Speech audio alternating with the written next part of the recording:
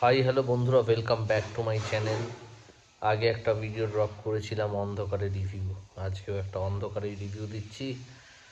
তো আজকে আমি কথা বলবো একটা অ্যানিমেটেড মুভি যেটা বেরিয়েছে খুব রিসেন্টলি, মহা অবতার নরসিংহা। তো মহা অবতার নরসিংহা এই যে ছবিটা বেরিয়েছে, এটা হোমবাল পিকচার্সের ছবি।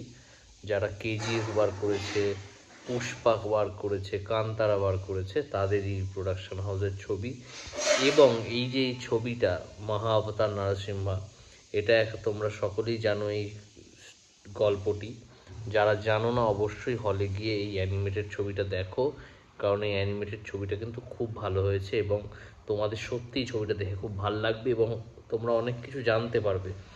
তো আমি একটু করে যদি বলি, তো বিষ্ণু ভগবানের একটি অবতার হলো নরসিংহ, এবং এই নরসিংহ অবতার কিন্তু হিরণ্যকশিপু যে রাক্ষস ছিল তাকে মেরেছিল। এবং এই হিরণ্যকশিপুর কাছে কিন্তু ব্রহ্মার দেওয়া একটি খুব ইন্টারেস্টিং বর ছিল। সেই বরটা আমি বলবো না, তোমরা হলে গিয়ে এই ছবিটা দেখো এবং আমাকে জানিও তোমাদের কেমন লাগলো। তো এই ছবিটা যদি অল্প উপর দিয়ে বলতে চাই, অ্যানিমেশন খুব ভালো হয়েছে ছবিটার, এবং এই ছবিতে কিন্তু স্টোরিটাও খুব সুন্দরভাবে কানেক্ট করছে মানুষদের।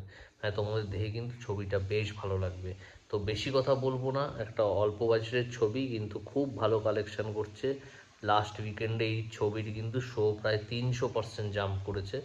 তো যারা বাচ্চারা আছো অবশ্যই এই ছবিটা দেখো, এবং বড়রাও যদি যাও এই ছবিটা দেখে আসো। আর তোমরা যদি বিষ্ণু ভগবানের ভক্ত হও বা কৃষ্ণ ভগবানের ভক্ত হও, তোমাদের তো আরও ভালো লাগবে।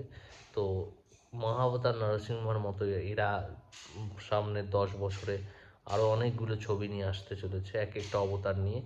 তো এই ছবিটা কিন্তু মাস্ট ওয়াচ, অবশ্যই গিয়ে দেখো। Till then, tata, bye bye, good night.